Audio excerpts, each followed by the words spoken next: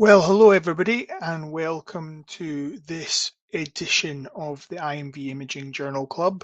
It's January 2024. Happy New Year. I hope everybody's had a good festive season and is ready for some CPD and learning in the new year. My name's Sam. I'm one of the vets here at IMV. It's nice to meet you. If you're joining us for the first time, welcome. And today's Journal Club are going to be looking at a paper that I've chosen. So if you're new to the Journal Club, I always like to have a quick run over how things work. So every month, one of the IMV team will choose a recent journal article or a critically appraised topic. We'll have a look at the paper. We'll give our thoughts. It's not just about what we think. Our sort of interpretation isn't definitive. If you have any comments or queries, questions, if there's something you want to see, if there's something that you think you have a different opinion on, I'd love to hear it. So if you want to get in touch, you can. It's at clinical@imv-imaging.com as well. But look out for future presentations. As I said, every month there's something new, something different, always something interesting. So my choice from this month is a paper from the journal Veterinary Radiology and Ultrasound, a kind of common source for diagnostic imaging information. And it's looking at the sonographic features of uncomplicated postoperative abdomen in dogs treated for pyometra by ovariohysterectomy as well. So this is a very recent paper. Believe it's open access, so I encourage anybody who's interested to check it out and take a look at the results in a little bit more depth as well. So a little bit about pyometra in dogs. So a common condition, I'd imagine most people have encountered it, have seen pyometra at one time or the other as well. And as you know, it's very commonly treated by ovariohysterectomy from the at the time when in patients. So common complications: peritonitis, urinary tract infections, wound infections, and even death after surgery have been reported as well. So there's lots of things that may happen around the surgery and lots of reasons why we might want to use ultrasound to look at those complications as well too. I certainly know it's a situation I've been in post biometric surgeries or even post space sometimes when I've been looking at wound complications using ultrasound and examining the abdomen as well too. And one of the difficulties, and certainly difficulty I've had, is knowing what to expect when you do that examination. I mean, what are the post-operative changes? What is pathology as well? And I think this is a great question and a great question that the authors have taken to look at too. So it's that overlap between that normal post-operative changes and pathology. So a reactive fat and becoming more hyperechoic, a gas air within the abdomen as well, effusions, the reactions from ligatures as well, and then more serious things like peritonitis and abscessation of the cervix as well too. So this study aimed to describe the post-operative sonographic features of the cervix, mesovarium, ligatures, medial iliac lymph nodes, and surrounding abdominal tissues at three different time points following ovariohysterectomy. And they hypothesized the hypotheses, sorry, were that the cervical stump and the mesovarium area and the medial iliac lymph nodes would differ in size and characteristics amongst the three time points as well.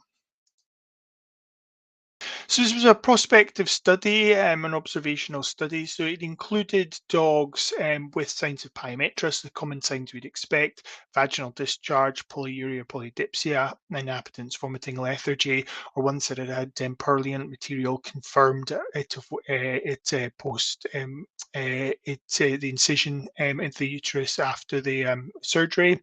And they excluded those that treated by immunosuppressive drugs or had signs of essentially complications of the surgery, so peritonitis, leakage, and those that were sort of pyrexic at post-operative checks, any intra-abdominal bleeding or vaginal discharge continuing, anything wound infections or sort of UTIs. So trying to exclude anything that would potentially cause pathology to appear within the abdomen from there, to really focusing on the ones, the sort of the kind of normal changes that we're seeing. So how did they do it? Well, with ultrasound, they did three examinations. So they did one the day after the ovariohysterectomy surgery, another 4 to 6 days later, a very common time point for complications and post-operatively. So again, if we're thinking about things like enterotomies, we're getting those issues at sort of 3 to 4 days later. And then again, it's sort of suture removal as well. And they did this with a sort of cart-based system, and they used a linear transducer, which is quite interesting. We commonly do abdominal ultrasound exams with microconvex transducers for the main part. I suspect in these cases they were using the linear transducer because of the higher frequency setting. They wanted as good image quality as they could as well. Um, Interestingly, the patients were done in dorsal recumbency. In the UK, we commonly use lateral recumbency, but dorsal is a very common position for examinations in other parts of the world, in Europe and North America too. And they based the examination upon the sort of an AFAST examination. So we'll come on to have a look at that in a little bit more detail as well. But they essentially use a kind of adapted form of that too. And as part of that, they also examined the dorsal region of the abdomen. Sorry, I should say dorsal. I mean, really the highest, the most gravity independent part of the abdomen, looking for pneumoperitoneum. So if we're ever thinking about gas, gas is going to rise. Okay, so it's going to rise away from the examination table. And they captured videos of the cervical area in two planes, in a sort of sagittal and transverse plane. They got a video in a sagittal plane of the mesovarium area. So again, if we're looking for those ovaries, it's close to the caudal pole of the respective kidneys, sometimes in quite close contact or up to a few centimeters away. So they're scanning around that region for the ovarian area, or the mesovarian area in this case. And then they also got images of sort of the longitudinal cross section of the medial iliac lymph nodes as well. And they took dimensional measurements of these structures to see how the dimensions changed. So just going back to the AFAST examination, a point of care examination of the abdomen is sort of technique that's kind of commonly used. What I've popped on the screen just now is this is just one of the posters that's freely available. If you're interested in point of care examinations, you want to know a little bit more, this just provides a bit of a summary of the technique. But essentially what we're going to be doing is you're examining four sites of the abdomen. So you're commonly examining at the start the diaphragmatico-hepatic area, so close to the xiphisternum, just looking at the diaphragm area and the area around the liver lobes for signs of free fluids. You'll then also examine the cystocolic area, so the region around the sort of bladder, the colon, and the caudal abdomen. And depending on the way the patient's positioned, whether it's standing or in lateral recumbency, you can then also, it will normally include one of the regions of one of the kidneys on the side that you're examining, so what's known as the splenorenal or hepatorenal view, looking around the kidney region, and then also the umbilical region, so looking at the more gravity dependent part of the abdomen from the side you're examining. So you use those four sites, and a common thing that people will do is give a fluid score to that. So depending on whether free fluid is present in any one of those sort of four sites, you give a score of 1, and it gives you a bit of an idea, a sort of semi-quantitative way of just monitoring the changes in fluid over the time. So very useful and repeatable technique for patients that are hospitalized in trauma situations as well, and a very quick way of gauging how much free fluid there is in parts of the abdomen too. So as I said, if you do want this poster, you can check it out on our website, www.imv-imaging.com as well. If you search for sort of APOCUS, you should find the poster and then be able to download it as well. Back to the study, so just kind of looking at the method as well. So when they were doing their dimensional measurements of the structures we've talked about, they were choosing image frames which essentially chose the largest cross-sectional area. So they're getting the structure looking as big as possible on the ultrasound screen as well. At the cervical stump, as I said, they measured the sort of length in a longitudinal plane. So from the region of the ligature to the sort of cranial edge of the hyperechoic tissue, i.e. the sort of the kind of reactive change tissue of the cervix. And they also measured the height at sort of two locations, cranial to and caudal to the ligature that was placed in the cervical region. And they measured the width and height in a transverse plane and the transverse area as well. The mesovarium region, they're getting the maximal length parallel to the longitudinal axis. So they're measuring again the sort of reaction that occurred in that tissue, so the edges of the hyperechoic tissue, and they measured the height in a plane orthogonal to that first measurement. And with the medial iliac lymph nodes, they measured the height and length. The little image that's on the screen at the moment is actually of a medial iliac lymph node on there. So we can see at about the level of the 2 centimeter depth mark on the right, you can see a kind of hypo to anechoic structure just running across the screen from left to right. That's just part of the aorta on the left-hand side, and then the branch of the external iliac artery. And then just above it, to the right of the ultrasound image, you can just see a roughly sort of oval hypoechoic structure at approximately around kind of 1.5 centimeters depth. And that's the kind of a medial iliac lymph node in cross section. So we've got that sort of homogeneous, smooth sort of appearance of this kind of slightly kind of oval structure as well too. So it's a good kind of landmark for looking at the regions of the medial iliac lymph nodes if you are looking at them, following the aorta from around the mid-abdomen and then following it back towards where we see those branches of the external iliac arteries as well, which can appear quite prominent or can appear like a sort of almost like a kind of narrowing, a stepping in the vascular structures, and then looking to either side of that by fanning the transducer dorsally or ventrally. In the study, the dogs also had a clinical exam. There's blood sampling at each time point. They had owner questionnaires at admissions, day 4 to 6 and day 10 to 15. And they also got the surgeons to perform questionnaires, just looking at the kind of technique and how the operation went. So on to the results, there's 22 dogs included in the study. There was, well, of those, sort of one was sedated during one exam. Otherwise, they were all scanned without sedation. So again, it's part of that utility of that kind of point of care exam. They're kind of quick, repeatable, they're safe. It's a good way of doing it. And in this study, certainly they seem to have been able to do it without too much complication as well. They were able to see the region of the cervical stump in all dogs at all time points. So that was a sort of appeared as a hypoechoic central region with hyperechoic margins as well. And when they did dimensional measurements, they found that the dimensions of the cervical stump were larger at day 4 to 6 than day 1 or day 10 to 15. Similarly, the mesovarium was detected in all dogs at all time points. So again, this appears as a hyperechoic heterogeneous area with age shadowing and central acoustic shadowing. So again, this shadowing possibly coming from the ligatures in those areas. And the size did not seem to vary at time points. And we've got some pictures from the study just on these regions as well. In the medial iliac lymph nodes, the right was detected in the 22 dogs at the sort of initial time points, but 19 dogs at the sort of latter time point. Again, the left was detected in 21 dogs at the initial time points, and then 18 at the latter ones as well. So it seems as if we've probably just guessing around that. And sort of thinking about that, just wonder whether there probably is some generalized reaction that makes the lymph nodes more prominent at those sort of initial time points post the surgery. But then following that, maybe as that reaction reduces, it becomes harder to see. And bear in mind, they were using a kind of quite a reasonable kind of cart-based machine and higher frequency transducers. So if you are scanning the region of the medial iliac lymph nodes in practice, and you may not see them particularly well if they're normal as well too. And they got some measurements for the mean height of the lymph nodes at those times. So about 8 millimeters for the left and 8.1 for the right.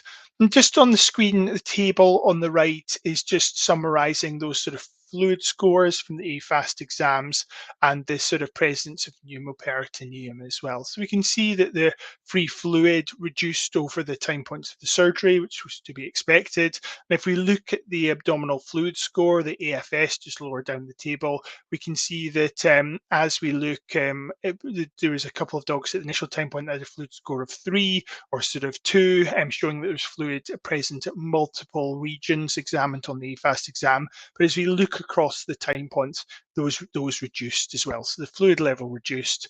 And similarly, we can see the same effect with pneumoperitoneum. So we can see that at the start, there's 21 of those dogs actually had gas present, and sort of a slightly lower 18 at day 4 to 6, dropping to 3 at day 10 to 15. So that fits with kind of commonly people sort of say, oh, the gas will persist around the sort of abdomen for around 2 weeks post surgery as well. Something I've heard before. So it seems to sort of fit with what they're saying on this study too.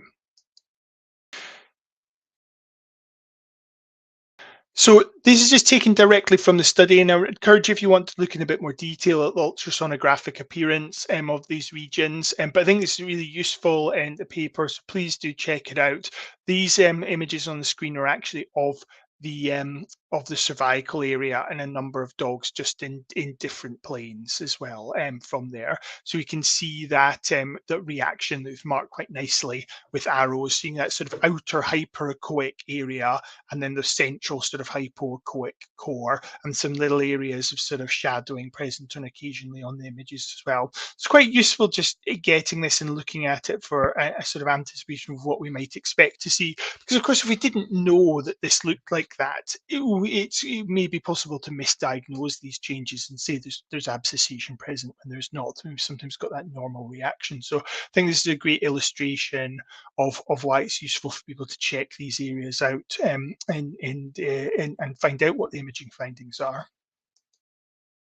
Similarly, with this sort of mesovarium area, again, it's just showing this sort of reactions, that kind of hyperechoic heterogeneous reaction with those areas of shadowing as well. And you can see it on the images. You can also see that caudal pole of the kidney just creeping in to the left eye cranial to the reaction on a lot of the images here as well. And you can just see the changes over the time points as well with the reaction too. So again, really useful just being able to demonstrate that reaction in the mesovarium and those shadowing areas from sutures and other changes too. So continuing on with the results, as we said, the cervical stump was significantly larger on day 4 to 6 than other time points. The mesovarium and medial lymph nodes did not differ significantly, although the height of the medial lymph nodes tended to decrease post-surgery, and the height was generally slightly greater than reported, which would fit with some reaction, some lymphadenopathy that's there and then is resolving too. And then we saw that resolution of the sort of fluid in the new peritoneum over a sort of 4 to 15-day period, as I've already summarised as well. So the table on the screen is just showing some of those dimensional measurements of the different at different time points, and then the sort of statistical significance of those, the p-value as well. So as we said, the main one that was significant was that variation in the cervical stump as well, but the others didn't change too much.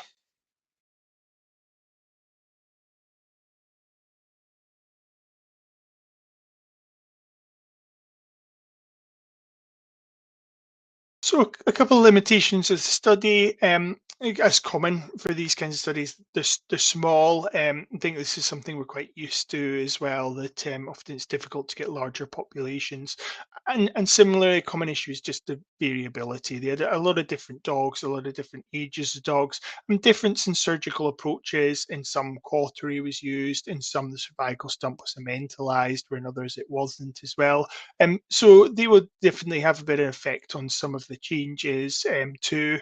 And similarly, they kind of, I think something pertinent to ultrasound is just that it was difficult to define the regions showing post-surgical reaction and reactive fat as well. So it does make you think about the sort of accuracy of the kind of measurements in terms of using them as any time of kind of reference point. But when I was thinking and looking at this, it for me it's more about just being able to know what the appearance of those regions are and to have a bit of a more of an idea of what to expect than necessarily thinking too much about kind of measuring as well from there and from that.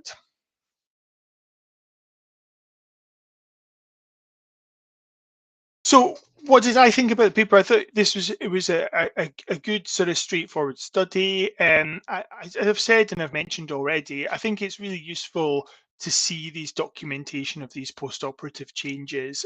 Certainly myself, I've been in the situation where I've had dogs post pyometra surgery, ovariohysterectomy, I should say, or even just post a routine spay, and there's been a reason to scan them, and whether that's a kind of wound reaction or some other complication, and just getting a bit of an idea of what those sort of post-operative changes could be, like what might we see at the sort of mesovarium area, what might we see at the cervical stump, what would we expect from the lymph nodes.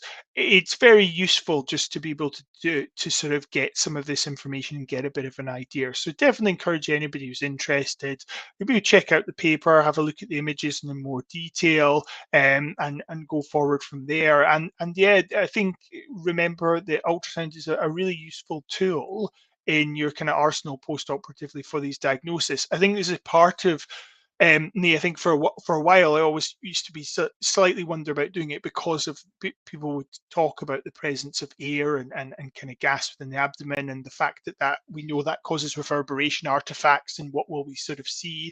And even with that, we can see we're achieving some great images of these regions as well. So I think it's to be able to understand, oh yeah, we're going to see gas, and we will see it at that gravity independent region, but we would expect it to reduce in the way that's been demonstrated, and we can still look at these other areas, look at these reactions, and got something to compare it to as well.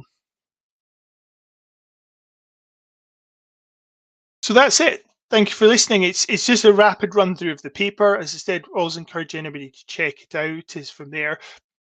Do you agree with me? Do you think the same? Do you think something different? As I said, we're always happy to hear from you. If you want to get in touch, the email address is on the screen at the moment, clinical@imv-imaging.com, or you can pop any questions into the question box on the screen. So it's a little kind of question mark speech bubble icon as well, and that will reach us too from there.